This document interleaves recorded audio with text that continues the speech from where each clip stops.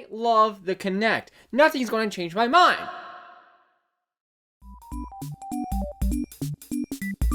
You know, something seems off about this. I got it. It's not motion control-y enough. So, I recently learned that not only Xbox wanted to take advantage of the motion control popularity, so did Sony in their PlayStation 3. And while Microsoft had the Xbox 360 Kinect using your whole body and the Wii Remote being the Wii Remote, the one thing Sony had to compete was a Wii Remote with a light bulb on the top. Things were serious. Sony thought they could take on this. And what does the competition think?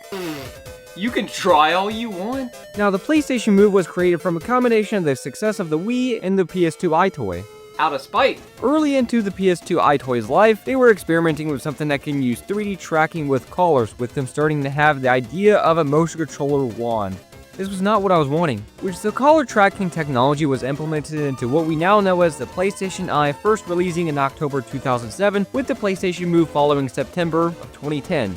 Why so far apart? It felt like it made better sense if they released both at the same time. It was expected that everyone was going to buy this with dignity by their side. My name is not everyone, it's definitely not dignity. Compared to the competition, this thing flopped hard, which I can see why. This thing is a pain to get in the right position. There wasn't a lot of useful reasons to get one, and now after all this time, it's time to see what all the hype around this thing was and see why it failed. But first, we have to go through a setup. Oh Jesus, not again. All we have to do now is just move the coffee table, make sure we don't break the TV again. Now, luckily, setting this up takes no time. Plug in the camera, press the middle button, and it's ready to go. I did have a few issues with mine. It's out of focus all the time, and sometimes the controller glitches out because of color bleeding that can happen. I'm sure that using a flashlight would cure all the problems. The PS Move controller is the life of the party. You hold on to it with one hand and let the controller do the rest. You could do some things outside of games with this thing, but it's very limited. But I'll take what I can get. I mean, I am playing the PS Move after all, so it's not like I'm desperate. Anyways, I went on a shopping trip today and brought several games back with me. There is a total of 158 games that uses the Move controller, which is ever so slightly more than the Kinect. There are 3 types of games here. Games that only used it, games that kinda was okay but really didn't need it, and then whatever category the Amazing Spider-Man goes into. Now, even though this looks like the same as a Wii Remote and even functions the same,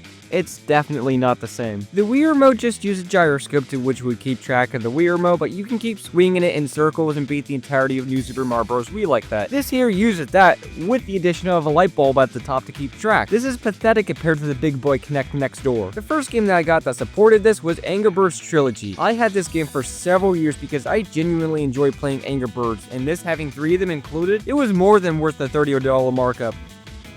Careful PS3, don't hurt yourself. I too have problems just loading the level select. So far, the glowing ball on top has more personality than the actual gameplay. Now, Angry Birds is a physics-based touchscreen game at its core, so it made sense to implement Move controllers here. But it functions identical to a Wii Remote. You're telling me I didn't need to track down a choking hazard just for Angry Birds? Playing Angry Birds with this takes a while to learn everything. Playing on a standard controller for years, then quitting cold turkey for the healthier option is definitely an adjustment. I kept pressing the wrong buttons, everything was at a slower pace because there's somehow a delay I never knew about before. It all felt like I was telling someone what to do in the game rather than me playing the game. So far, after flinging birds with a controller that barely worked, I needed something simple, comforting, maybe a nice game of bowling.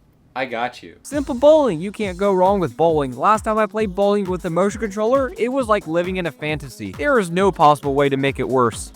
Okay, the controller barely works. I kept getting that the controller was out of sight from the camera, and I would never have guessed to go into a game, calibrate it, then start playing the game. With each new game, I lose a little bit of faith in this disappointment. This has everything backwards, but once you get everything working, it was an okay bowling game. It's not the best one, but it's definitely not the worst either. Overall, this isn't one I would pick up, especially after realizing that if I play the game how I'm supposed to, I just do okay, but if I'm goofing off and not even trying, I'm a pro at it. So the lesson is don't follow the rules. Now, PlayStation iPet is more of just Xbox's Connectables, taking care of your virtual pet, which I like the Connectables a bit better. The pet doesn't look so goofy. Adrenaline Sports also uses motion controllers, and just imagine this as a more extreme version of Wii Sports. Rock climbing, kayaking, kite surfing, skiing, and mountain biking. Now this one, the controls were The controls only worked when they wanted to, and the overall game was just frustrating when every minute and a half I would fall down from rock climbing. Now, would I recommend this? No. Did the controls work? Not really the way you would think. Auditorium was another one that said it supported motion controls, a unique puzzle game that allowed you to control a flow of water and fill up these tanks. It was actually really fun to play. I just couldn't get the motion controls work even though Google says it does. I'm still waiting for this controller to wow me. Hey, I saw it on Facebook, so it must be true. Beat Sketcher feels more like a tech demo with endless menus, 10 out of 10 would ride again. Alright, so, Carnival Games anyone?